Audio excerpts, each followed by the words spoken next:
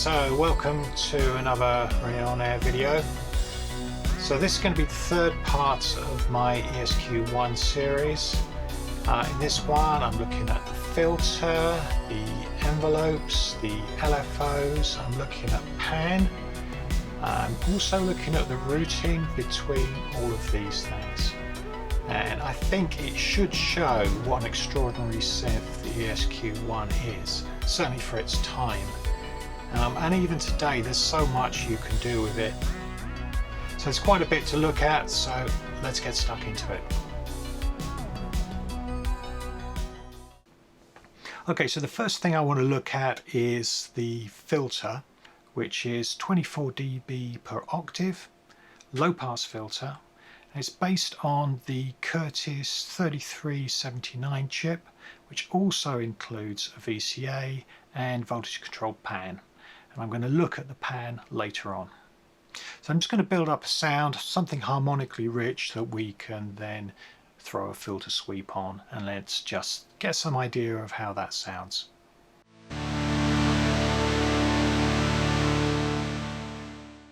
Okay, that seems bright enough. Yeah, it's like a really bright organ or something, I don't know.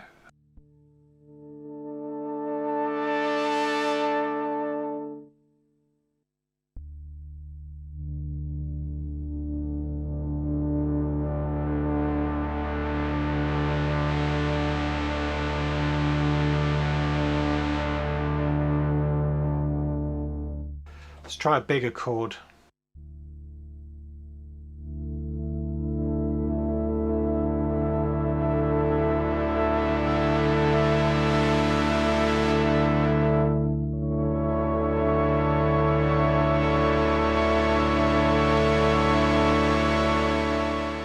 Okay, let's try the resonance.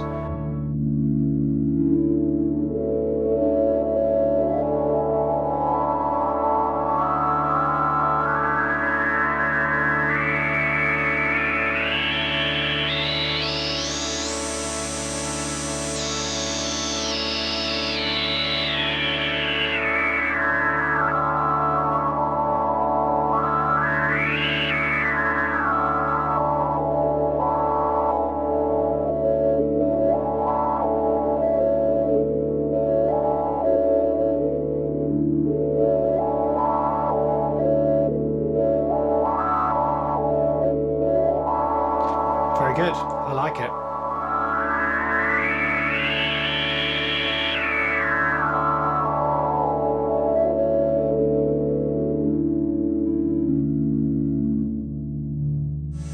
I'll try it about halfway and see what happens. So, say about 15.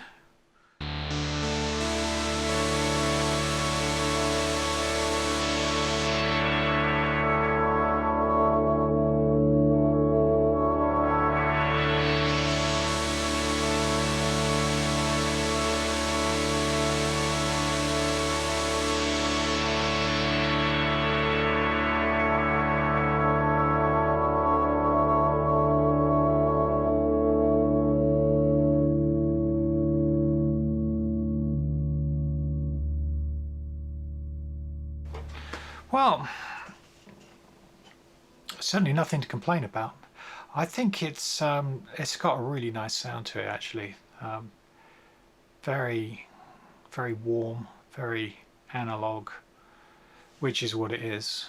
Yeah, I was wondering, maybe it's just my sort of jerky hand movement, but I was just wondering whether we could hear some stepping because of it's digitally controlled, so is it stepping through? I don't know, quite possibly, but I think that actually had quite an interesting effect though.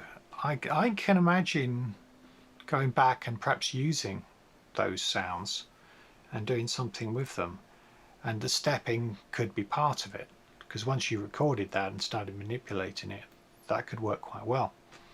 So that's good. So that's just using the wheel.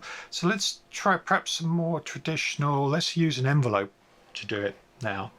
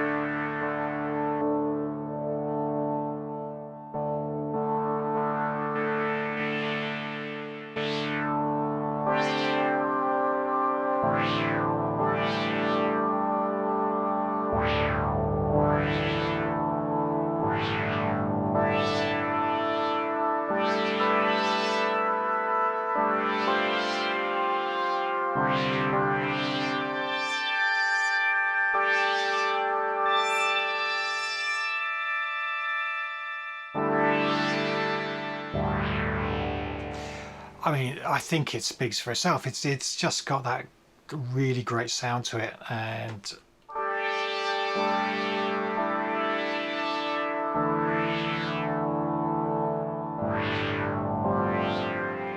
yeah, I mean, you've got all that analog warmth you want. It's really good. It's really good. I really like it. And then, well, then of course when you start adding the modulation, well, that's kind of what we're going to be looking at next. So yeah.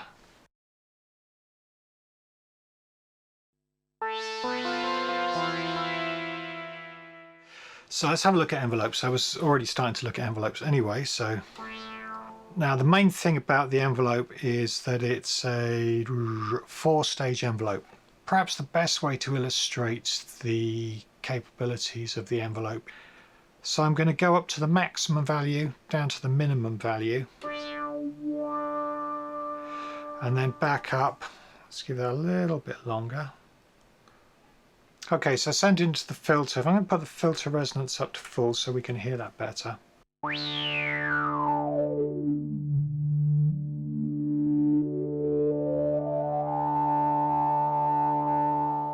Okay, so we've got level 1 where we go up to maximum. Then we go down to minimum, then we come up to a sustain, which we've set at +6, but let's put it at 0. So essentially our original starting point. Then we've got T4, which is the release time, and then we've got level velocity. Okay, I think it's easier to hear with the attack time on nothing or instantaneous.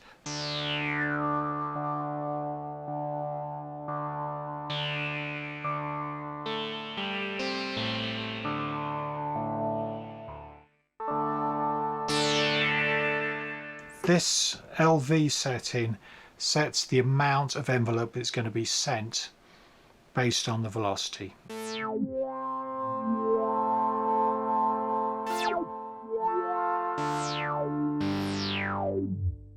The TK setting then affects the speed of the envelope based on where it is on the keyboard.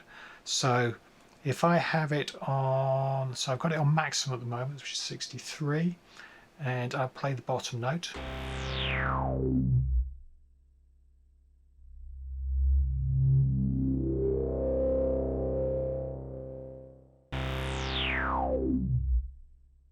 Now I've turned it off and I'm playing the bottom note.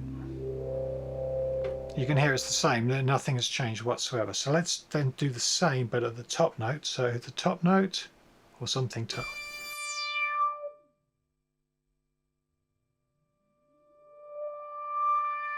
Okay, and I'll put it on maximum.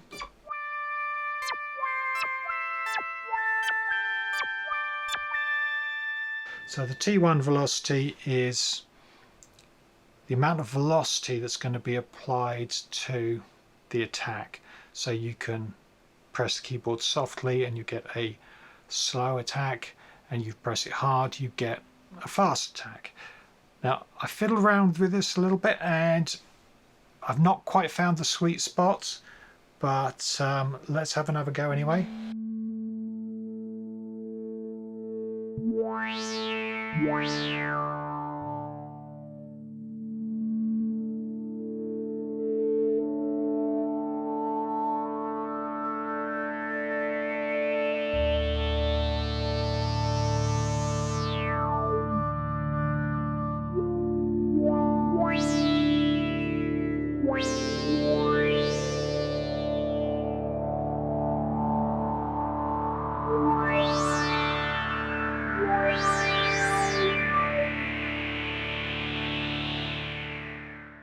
I think that demonstrates it well enough, but I think there's a lot of interdependent values you've got to consider in order to get, as I was saying, that sweet spot. I've not quite found it yet, but there's certainly some real potential there, and it's a really great feature. So I wanted to look at the LFO. Let's do the top row first of all then. So you've got the frequency, which is obviously the speed of the LFO. Let's have a look at the range on that one. So it is literally from off to however fast that is. Let's have a look at the other things. So you've got the reset function. So if we have the reset off,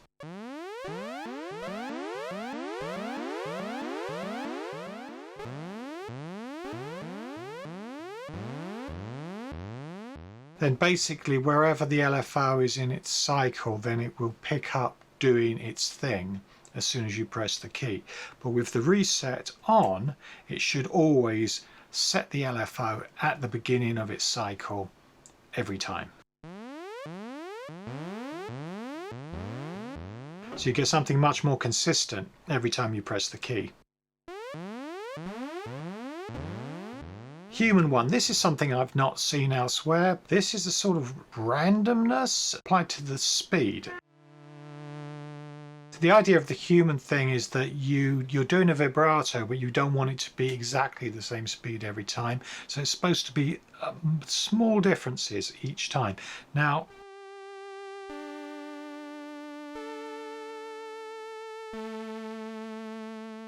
I can't say I can really hear that, but that's the idea anyway. Waveform, there's only 4 I believe. So we've got triangle, sawtooth, square, and noise.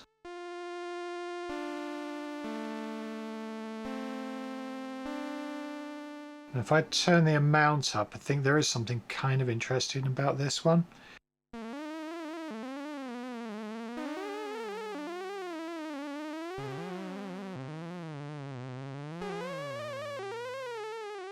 Can you hear it's the same pattern every single time? So it's noise, but it's not random. It's drawing on a waveform, possibly one of the noise waveforms which has been really slowed down or something like that.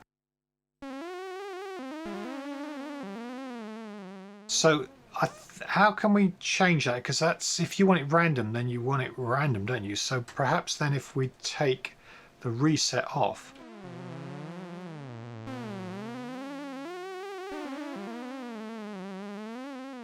I think that's working. I think that's a bit more random.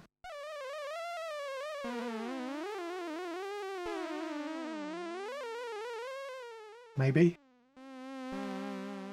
Now let's go to the bottom row. So you have a level 1, which is where the LFO is going to start in terms of its intensity. Then you have the delay factor, which is the amount of delay that it will take to reach level 2. So what's interesting here is that even the LFOs have their own little envelope shapers, as it were, not to mention the fact that you can also modulate them as well. So one thing you might want to do, for instance, is you might want to start with no level whatsoever and then gradually have a vibrato that comes in.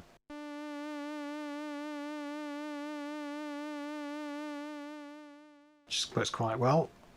So if I make that a little slower maybe.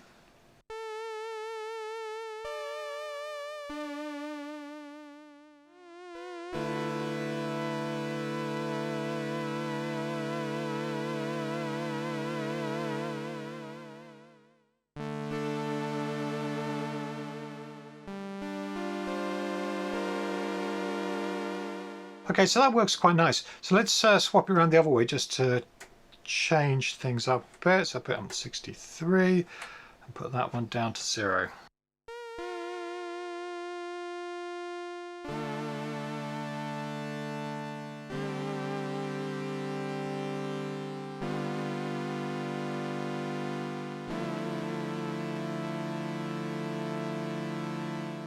Yeah, it's nice. I like that. That's pretty much the LFOs apart from modulation, which I'm going to come back to.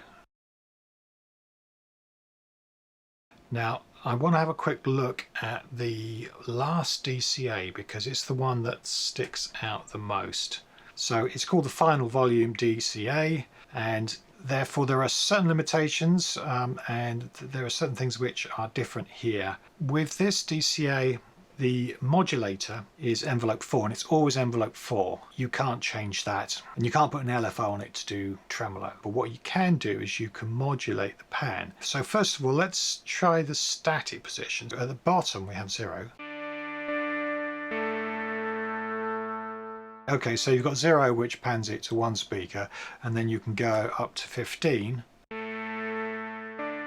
which then pans it to the other speaker. Then so 0 to 15, that's 16 values. The problem that you've then got is, well, where exactly is the center? Is it 7? Or is it 8?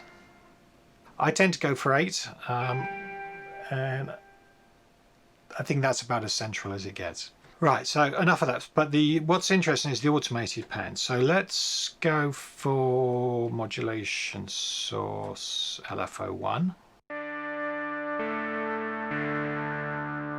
That's quite a lot better than a tremolo anyway, isn't it? When it kind of flips between the speakers, I kind of prefer that.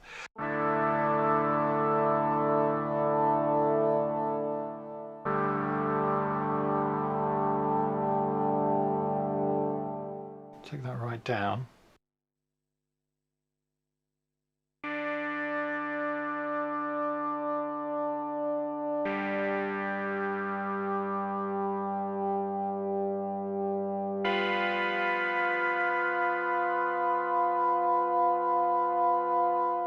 Okay, and if I put it on, say, noise.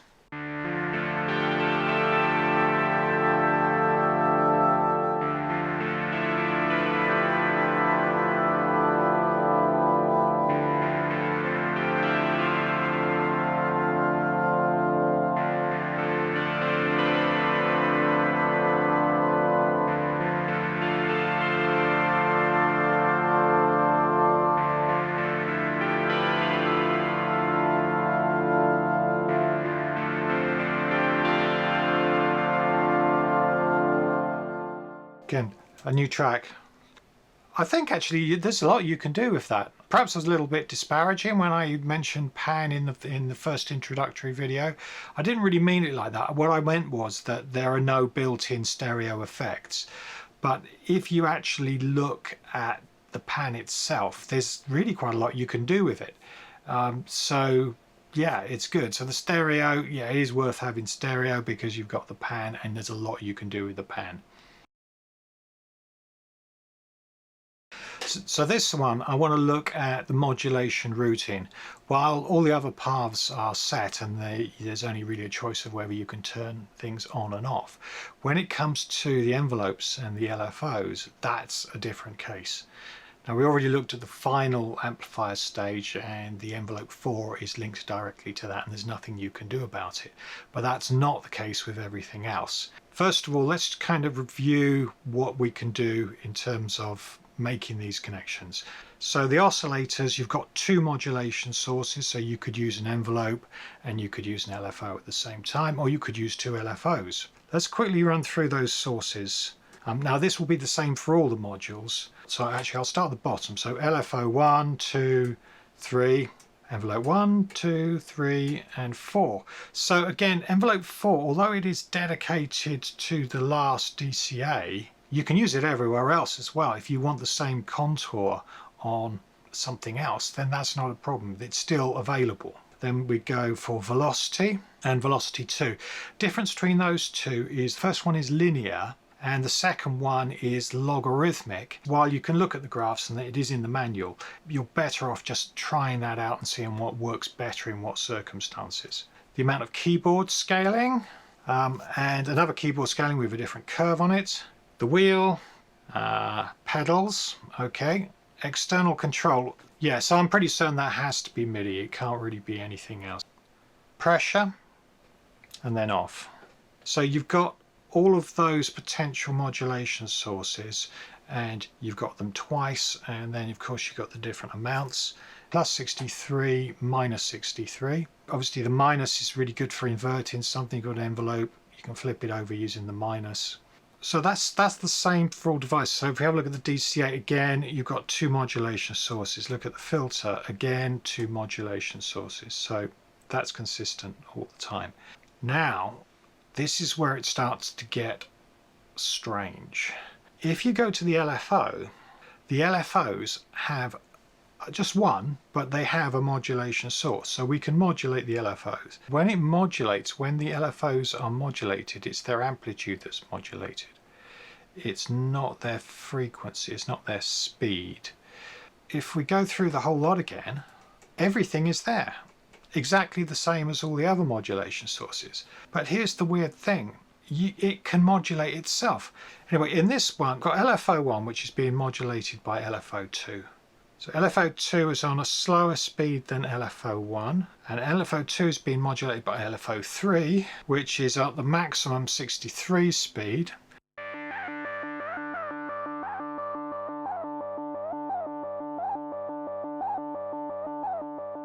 It's kind of weird.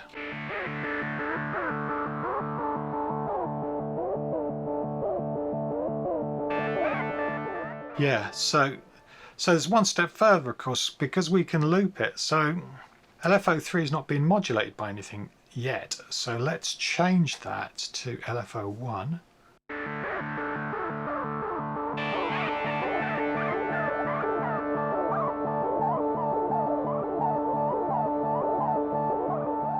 So we've got 3 LFOs, they're all modulating each other, but we could take a different feed because we're going to get a different signal from LFO2. So let's take this one and give it LFO2.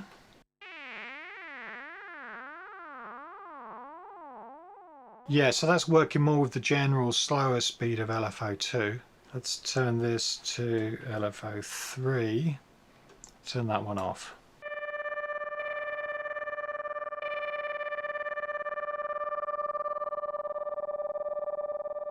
Yeah, with that one you can really just mainly hear LFO3, but some of the modulation from the others is coming through, I think. Let's turn them all on.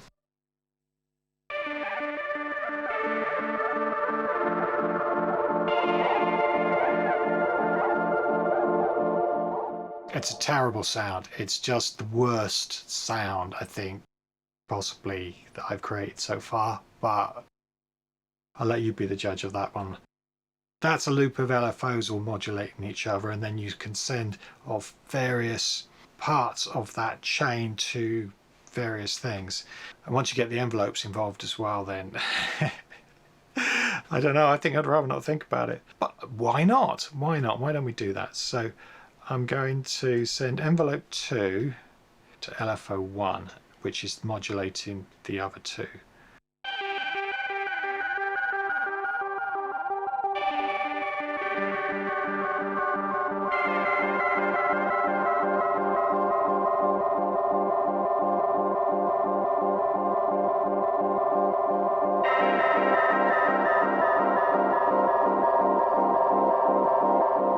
I think I almost like that.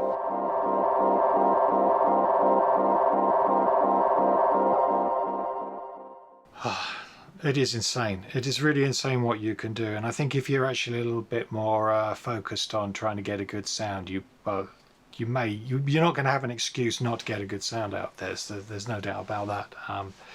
But it's pretty crazy what you can do. Right, so that's it for now.